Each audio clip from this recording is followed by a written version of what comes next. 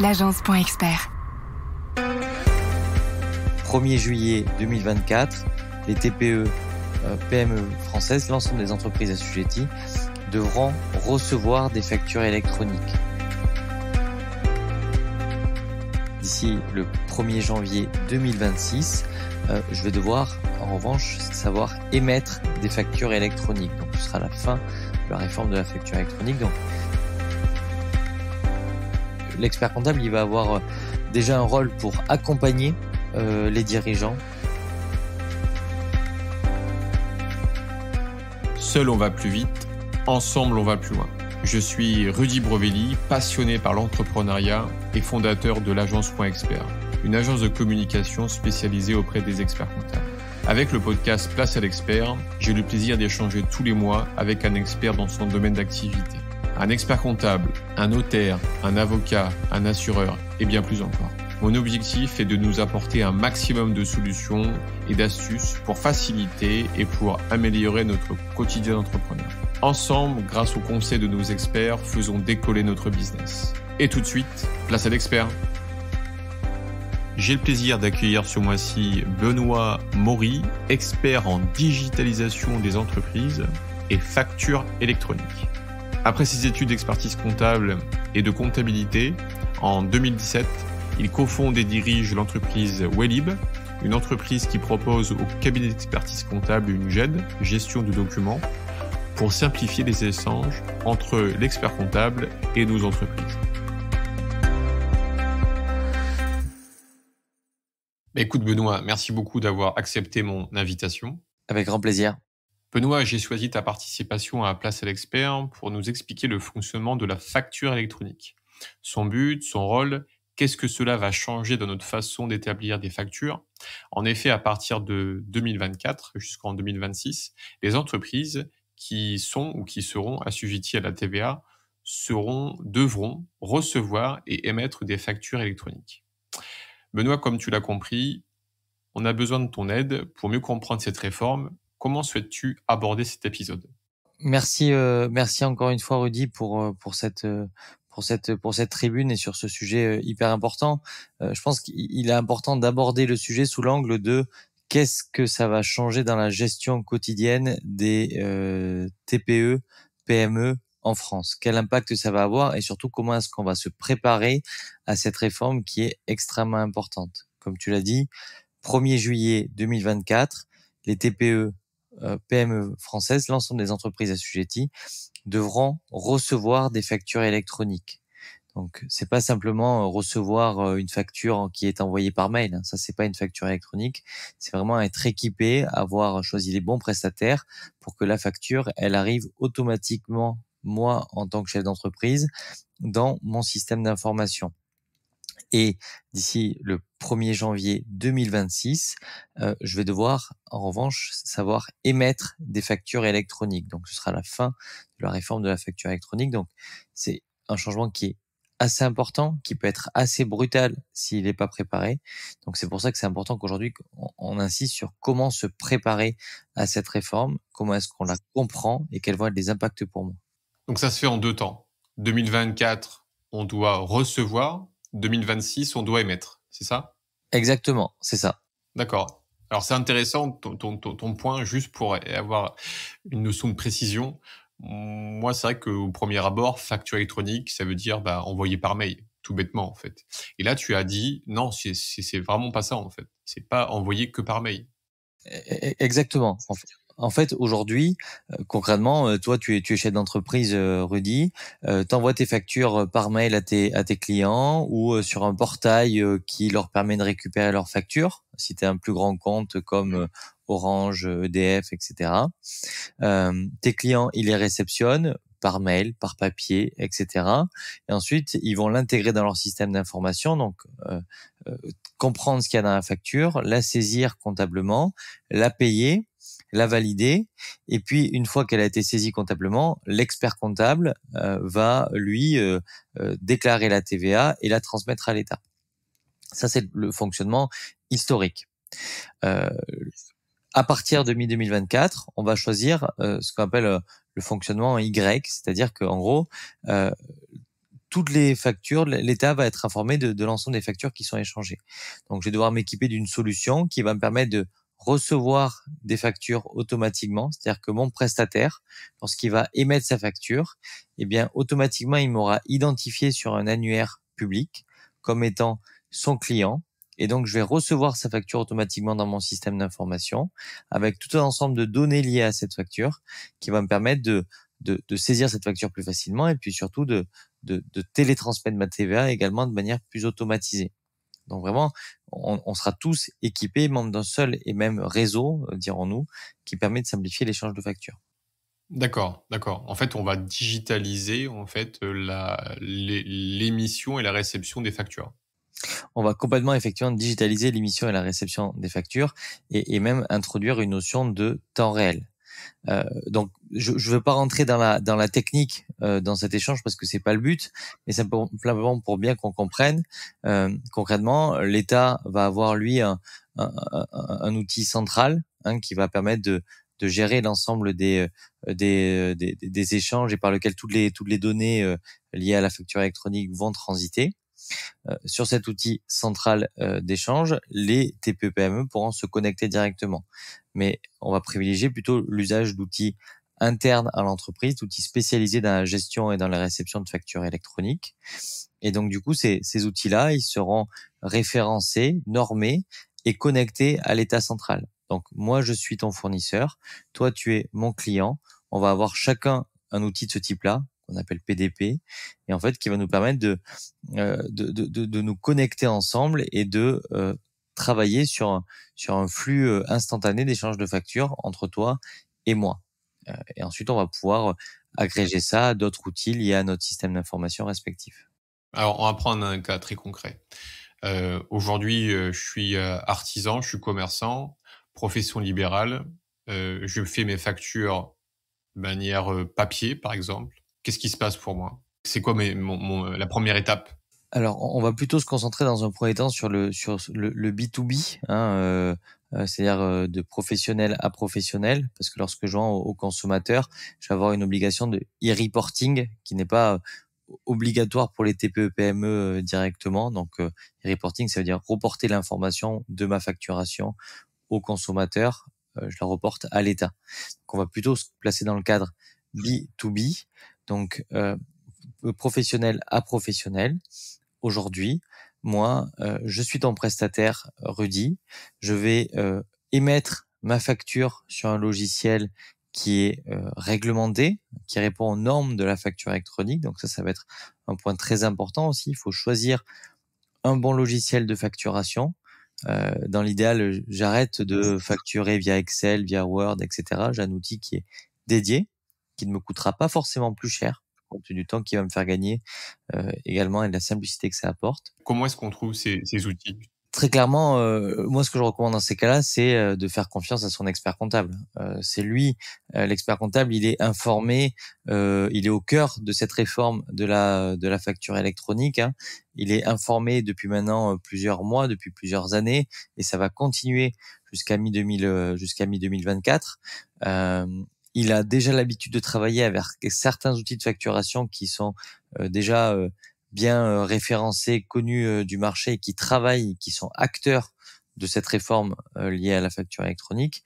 Donc, ça va être lui le conseiller principal qui va savoir recommander les meilleurs outils pour s'adapter à chaque typologie de TPE. Typologie d'activité. Exactement, c'est ça. Donc, première étape, on choisit l'outil. On choisit l'outil, on choisit son outil de facturation. Donc, on arrête d'émettre ses factures par mail, par Word ou par Excel. Ça c'est déjà depuis plusieurs années qu'il est recommandé de plus le faire, parce que en fait avoir un outil de facturation dédié, ça va me permettre d'automatiser ma facturation si j'ai des facturations récurrentes. Ça va me permettre d'éviter les erreurs également sur le contenu d'une facture. Ça c'est un point qui n'est pas à négliger aussi, puisque chaque erreur sur une facture, chaque oubli dans la mention légale peut avoir un coût pour moi en tant que chef d'entreprise. Donc, il faut vraiment se mettre en conformité le plus tôt possible. Et à travers cet outil de facturation, je vais pouvoir suivre mes créances beaucoup plus facilement aussi. Parce que souvent, les outils de facturation intègrent des suivis du paiement des factures que j'ai émises. Ouais. Il y a juste un point important, en fait, sur le point, c'est B2B. C'est, tu dis: «On va se focaliser, en fait, pour l'instant, sur le B2B». Ça veut dire quoi? Que la réforme, en fait, elle est, uniquement pour, une relation entre professionnel à professionnel? Ou si, les personnes qui écoutent ce podcast se disent: «Bah, moi, je suis, par exemple, un pizzaiolo. Je vends des pizzas à des particuliers». Est-ce que moi, je suis aussi confronté à ça, concerné par ça? Alors, je suis bien évidemment concerné par ça parce que à 2 titres. Dans un premier temps, parce que même si je vends moi aux consommateurs en tant que pizzaiolo, j'ai des fournisseurs qui sont eux des professionnels. Et mi-2024, la réforme, c'est savoir recevoir des factures électroniques. C'est pas savoir les émettre. Donc du coup, je vais déjà devoir me préparer pour que mon fournisseur de farine ou de mozzarella puisse m'envoyer sa facture automatiquement, que je puisse la traiter. Donc là, je vais devoir m'équiper d'une solution, on pourra en parler, qui me permet de gérer mes factures fournisseurs, de dématérialiser mes factures fournisseurs. Récupérer une facture fournisseur à la caisse sous format papier, la mettre dans une boîte à chaussures et la transmettre à son expert comptable, c'est fini. Récupérer une facture de ce type-là ou la scanner, c'est fini également. À partir de mi-2024, toutes mes factures, elles arrivent automatiquement dans ma plateforme de gestion des factures auquel j'accède et auquel je vais ouvrir un accès à mon expert comptable aussi. Donc, c'est le premier point auquel ça me concerne, cette réforme. Le deuxième point, c'est qu'à partir de 1er janvier 2026, en tant que pizzaiolo, je vais avoir l'obligation de e-reporting également. Donc, ça veut dire que mes ventes, mes relevés de caisse, je vais devoir les transmettre également à l'administration de manière automatisée. Mon logiciel de caisse devrait être connecté également pour que je puisse transmettre ces informations. C'est-à-dire que l'État sache exactement combien de ventes j'ai faites dans le mois.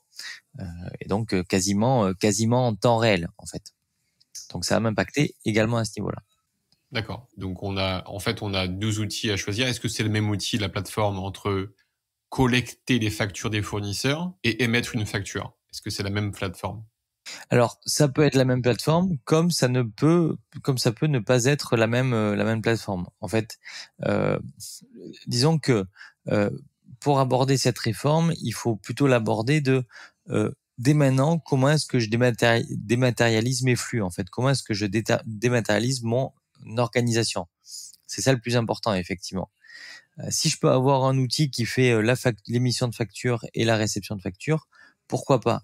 Mais toutes les solutions de gestion de la facture électronique, de réception, ce qu'on appelle les PDP, ne vont pas forcément être des outils de facturation. Le tout, c'est de raisonner en bloc fonctionnel dans mon système d'information. Je suis un prestataire, j'ai besoin d'un outil de facturation pour simplifier ma gestion, avant tout, pour gagner du temps, pour me mettre en conformité légale et pour me préparer à la facture électronique. Je suis un vendeur, je vends directement au consommateur. Je reprends l'exemple du pizzaiolo. J'ai besoin d'un logiciel de caisse qui soit simple, automatisé et qui me permette de gérer mon entreprise plus facilement. Et surtout, en tant que chef d'entreprise, j'ai besoin d'une solution pour dématérialiser mes factures. Et ça, dès aujourd'hui. De plus en plus d'entreprises, de TPE, PME, utilisent des solutions qui sont proposées par leur expert comptable pour dès aujourd'hui dématérialiser les factures d'achat. C'est-à-dire que au lieu encore une fois d'envoyer mes factures par mail à mon expert comptable ou de les stocker dans un classeur et de les lui envoyer tous les mois, de plus en plus de cabinets et donc de clients s'équipent de plateformes pour collecter les factures automatiquement et avoir une seule zone d'échange où je vais retrouver ma facture et où mon expert comptable va retrouver sa facture.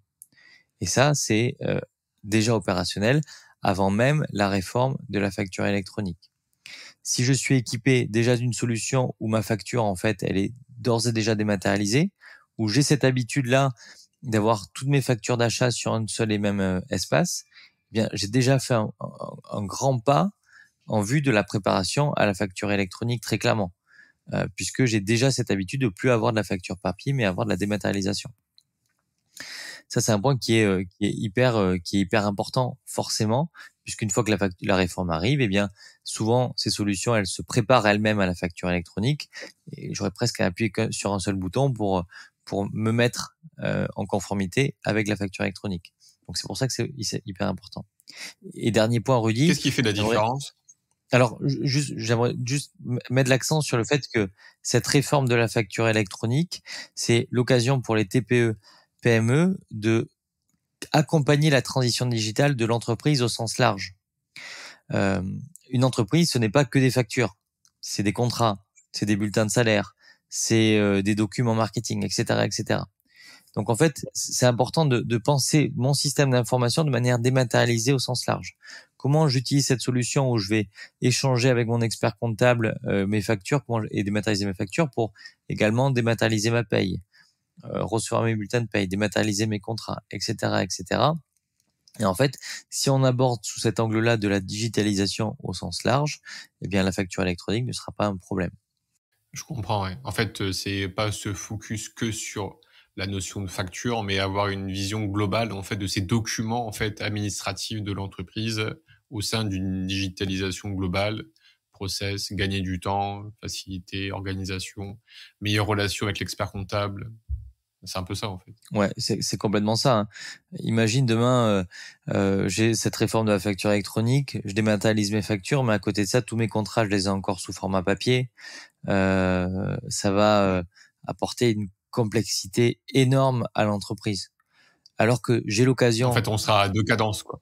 Ouais, exactement, c'est ça. Ce sera une digitalisation à deux vitesses. À ce propos, je rebondis sur une étude Xerfi que j'ai lue cette semaine sur les besoins en digitalisation des experts comptables et de leurs clients. Et en fait, l'étude elle révèle que il y a 70% des répondants clients des cabinets qui n'envisagent pas de dématérialiser davantage leur comptabilité à court terme. 70%. Donc, ce qui veut bien dire que soit tout le monde est déjà digitalisé, ce que je constate pas au quotidien quand je parle avec mes clients professionnels, soit en fait il y a un vrai besoin où il y a une méconnaissance de qu'est-ce qui peut être digitalisé en fait et qu'est-ce qui peut être dématérialisé dans la gestion d'une entreprise en règle générale. Mais oui, ils pensent que c'est juste envoyer une facture par mail et tout de suite, ça y est, on est digitalisé, ou qu'on a une page Facebook et on est digitalisé. Et en fait, ça s'arrête pas qu'à ça, quoi. Exactement. Dans tous les cas, la facture va nous obliger à aller vers cette digitalisation. Si en mars 2024, par exemple, je suis toujours à l'étape où j'envoie mes factures par mail, je les transmets à mon expert comptable par papier ou par mail, la réforme de la facture électronique va être très très compliquée à gérer en l'état. Ça c'est clair, hein, parce que du jour au lendemain, hop, je vais devoir revoir tout mon système d'information, toutes mes factures, où en fait habituellement je la recevais par papier, je la classais, je la tamponnais, je la payais. Je vais devoir tout revoir en l'espace de quelques jours. Et ça, c'est impossible à gérer, aussi bien pour l'expert comptable que pour l'État que pour le dirigeant. Ouais, complètement. Ouais. Donc en fait, il faut plutôt réfléchir dès maintenant à comment adapter cette transformation digitale dès maintenant, pour éviter justement d'arriver le jour J en disant il faut tout faire maintenant, alors que ce sera pas possible, quoi. Exactement. Intéressant. Bon, il y a pas mal de choses qui commencent à être un peu plus claires sur cette facture électronique. Il y a un point que je voudrais avoir ton retour, c'est quelle est la différence entre une facture que tu envoies électroniquement et une facture qui est facture électronique, qu'on appelle ça, je crois, facture X, il me semble. Alors en fait non, Facture X c'est l'un des formats de facture électronique. En gros, L'un des formats. Voilà, ce qu'on englobe sous la réforme de la facture électronique, hein, de l'e-invoicing, c'est tout le réseau d'échange de factures et tout le réseau d'échange de données. En fait, hein, comme je te disais, ce qui va changer, c'est que moi maintenant, quand je t'émets une facture, je vais pas t'émettre juste un papier ou un PDF, je vais t'émettre un ensemble de données également, quelle est mon entreprise, c'est quoi le bien que je te facture, quel est le montant de la TVA, quel est le montant hors taxe, etc., etc. Ces données-là qui sont structurées, elles vont pouvoir être transmises plus facilement à l'État, plus facilement à l'expert comptable pour accélérer en fait la télétransmission de la TVA, identifier plus facilement les fraudes, faciliter ce qu'on appelle la piste d'audit fiable, permettre de lier plus facilement la facture au bon de commande, etc. Donc en fait c'est ce qu'on englobe Une dans la meilleure réforme, traçabilité, quoi. voilà, c'est tout le circuit d'échange de la facture, ainsi que le format d'échange. FactureX, c'est l'un des formats. En gros, FactureX, c'est juste que mon PDF, quand je te l'envoie, toi tu ne le vois pas, mais il est lisible aussi bien par l'homme que par la machine. Il est accompagné d'un fichier structuré dans lequel il y a toutes les informations de la facture. Mais il y a d'autres formats que FactureX qui existent. Voilà, c'est ce que j'ai demandé. En fait, il y a plusieurs formats à part FactureX. Exactement. Qui sont légales, quoi, homologuées, quoi, Voilà, validées, quoi. qui sont légales, d'où la complexité de cette réforme, d'où la nécessité d'avoir des outils spécifiques dédiés à la gestion de la facture électronique pour pouvoir lire tous ces formats et pour pouvoir les échanger.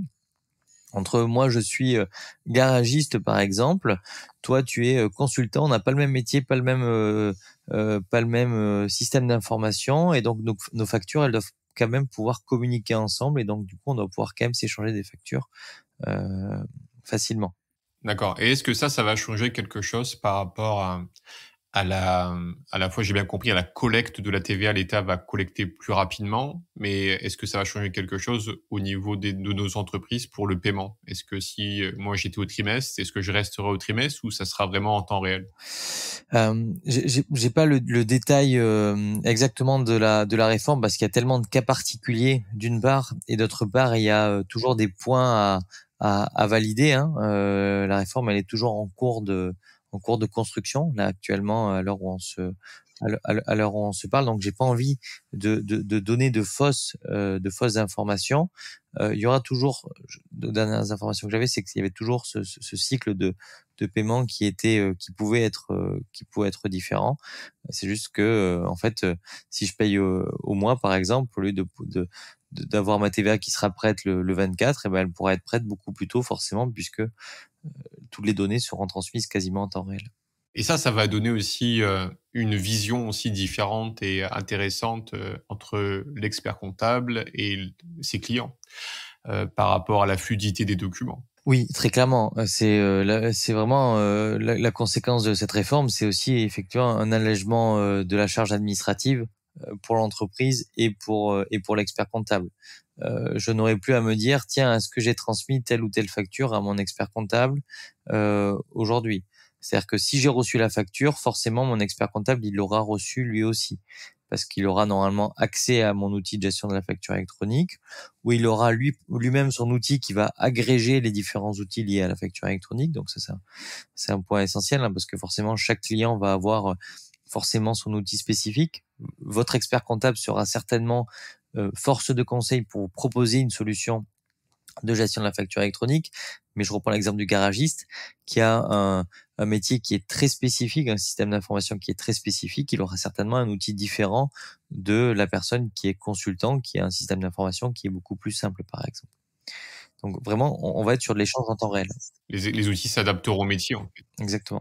Et ce qui va donner à l'expert comptable plus de temps, donc plus de possibilités en fait d'accompagner ses clients dans la notion d'accompagnement, de conseil et développer ensemble des missions, comment dire, peut-être nouvelles à ce jour. Ouais, exactement.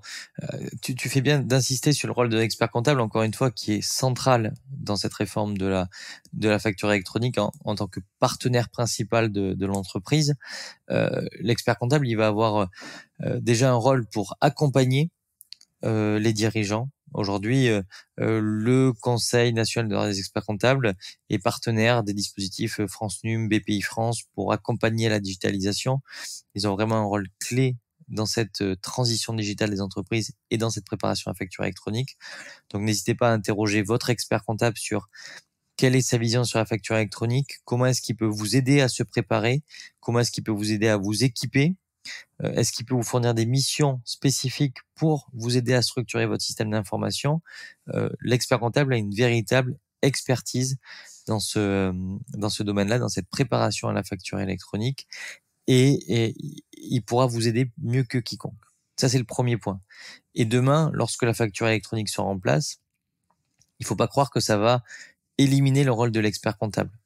Encore une fois, ça va juste simplifier les échanges d'informations entre les entreprises.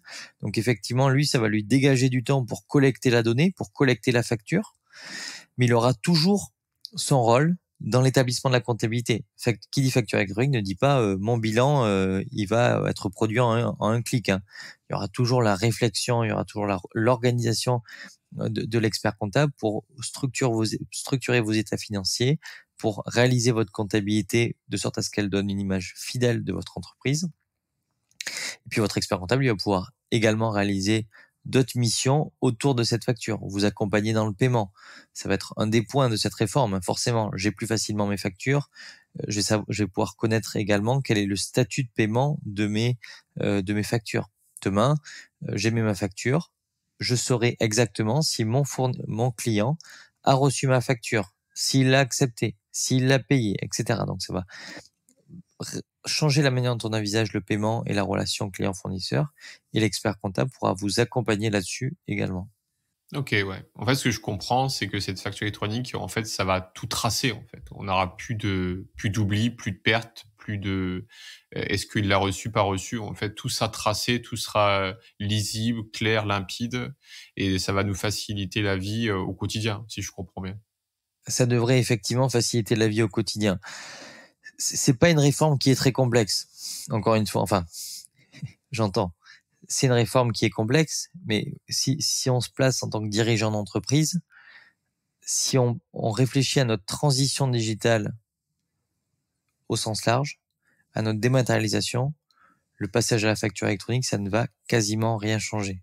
Encore une fois, je m'équipe d'un outil de facturation. Ça me fait gagner du temps, ça me fait gagner de l'argent, ça me permet de collecter plus facilement mes factures. C'est pas difficile à utiliser. Il y a beaucoup de logiciels qui sont très simples à utiliser. Je m'équipe d'une gestion électronique de documents. 60% des TPE-PME aujourd'hui n'ont toujours pas de gestion électronique de documents. Donc, une solution pour stocker tous mes documents, stocker toutes mes factures d'achat, et je m'assure que mon expert comptable et que toutes mes parties prenantes, mes avocats, mes salariés, etc., puissent accéder à mes documents facilement. Une fois que j'ai ces deux outils-là, la réforme de la facture électronique, elle est très simple. Et ça va juste passer par, je me connecte, j'ajoute des outils en quelques clics à ces outils qui sont déjà présents.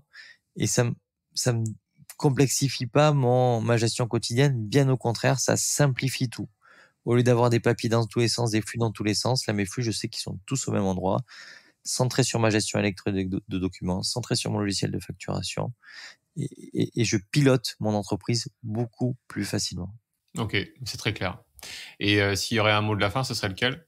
L'anticipation, bien évidemment. Juillet 2024, ça peut paraître très loin, mais en fait, ça va très vite, parce que un chef d'entreprise, il a beaucoup de priorités à gérer, toujours. Il a le développement de son entreprise à gérer. Et donc, c'est un sujet de fond qui doit être mené le plus tôt possible et qui doit être fait en partenariat avec l'expert comptable. Je peux même vous donner un retour d'expérience. J'ai eu l'occasion dans le cadre de mon activité d'échanger avec des experts comptables italiens qui ont déjà mis en place en fait cette réforme, eux, depuis 2019. Le retour principal qu'ils m'ont fait, c'est on n'était pas assez préparé. On n'a pas assez anticipé la réforme. Et quand ça nous est tombé dessus, on a eu énormément de couacs parce qu'on n'était pas assez préparé. Donc, anticiper cette réforme, logiciel de facturation, logiciel de gestion électronique de documents et accompagnement et soutien de votre expert comptable. Voilà, et comme ça, la transition se fera de manière limpide, facile. Exactement. Ok, super. Écoute, merci beaucoup, Benoît, de nous avoir éclairé sur tous ces éléments en fait de la facture électronique.